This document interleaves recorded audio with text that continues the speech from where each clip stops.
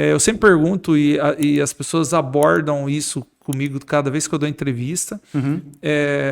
Você sente que nos últimos tempos está tendo uma procura maior no seu consultório? Porque antigamente a mulherada que procurava, né? Os homens têm um baita preconceito aí da próstata. O perfil mudou.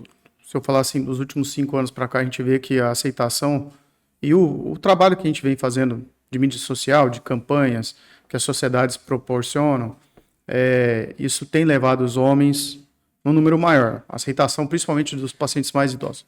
Mas ainda a gente tem uma estatística que 50% dos homens que vão procurar um urologista ou procurar para fazer preventivo de próstata, eles ainda vão por conta de uma mulher na vida deles. Então, ou é por causa da filha, ou é por causa da esposa, ou por causa da neta, por alguém dentro da vida deles. Então, não é de forma espontânea. Quantas e quantas vezes o homem chega, vim aqui porque a minha mulher estava me pressionando.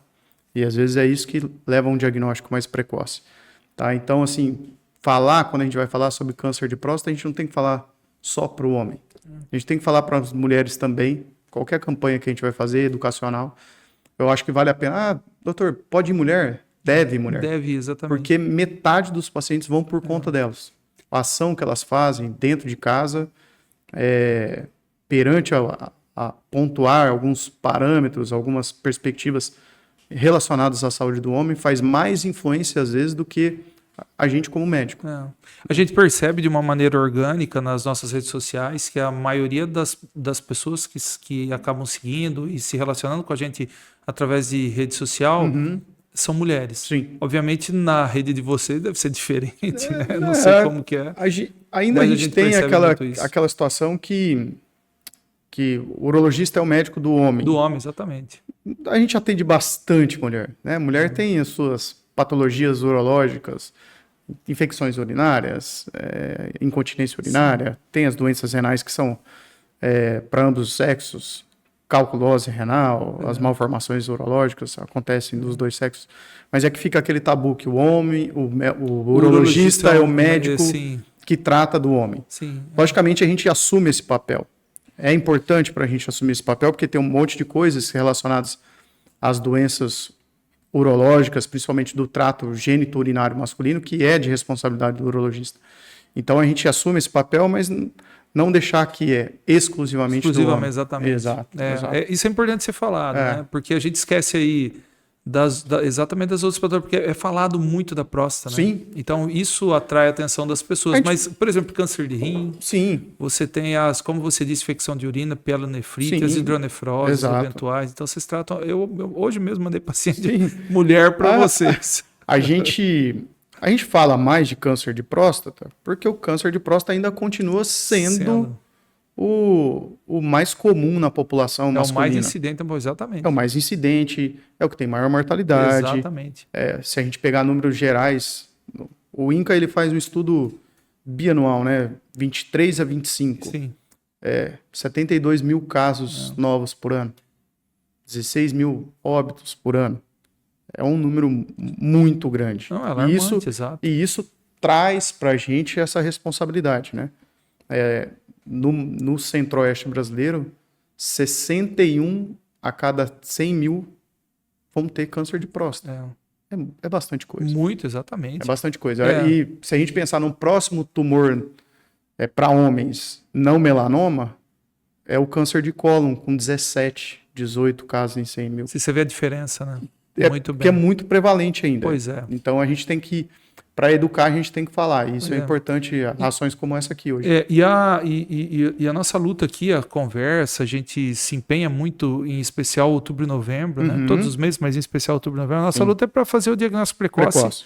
Exatamente isso. Porque é catastrófico, né? Você, quando tem um diagnóstico tardio, obviamente você vai ter um grande problema. Às vezes você não vai conseguir vencer a doença. E quando você tem diagnóstico precoce, a gente já falou nos outros programas, sim. Lógico que você vai ter um problemão, mas às vezes, na maior parte das vezes, dependendo se for muito pequeno, você consegue preservar todas as funções.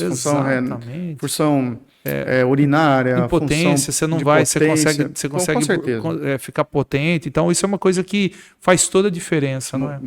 E muda o prognóstico, inclusive ter esse arsenal faz com que o paciente, tem um amigo, um colega, um parente que já fez e não é esse mundo tão Mad Max que a gente imagina. Se fizer o diagnóstico precoce, a gente tem opções terapêuticas muito boas. Diga-se passagem como era antigamente. Eu já falei nos outros aqui, por exemplo, que antes teve uma grande revolução com o desenvolvimento da cirurgia robótica. Com certeza. Meu Deus, né? Com certeza. E a gente indicava, história familiar, já falei do meu pai várias vezes, se fosse hoje, meu pai teria ido para a robótica. Sim. Então, olha como mudou, né? Mudou. Então, a gente tem que falar isso, porque se você vai se espelhar nas pessoas que trataram há 20 anos atrás, e obviamente estão vivas, obviamente elas tiveram sequelas. Sim. E agora a gente conhece, nós conhecemos, você trata disso, a gente conhece pessoas que fizeram a cirurgia, continua potente, perde a função, porque não tem a próstata, perde a função lá do líquido, de produção do líquido. Exatamente.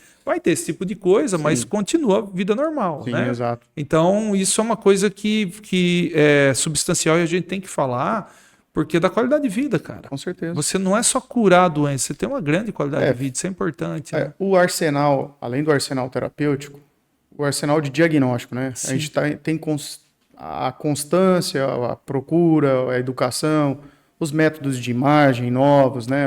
A opção de ter a ressonância. A ressonância, né, Fernando? Fez toda a diferença ter o PET-PSMA aqui perto da gente, definir critérios de gravidade, tem uma série de coisas que transbordam, né? Isso aí. A ressonância, eu estava falando quando veio o Fernando aqui, a ressonância ela mudou inclusive para a ressonância da próstata, a maneira de laudar, né? Sim. Como a gente faz com a mamografia. Exatamente.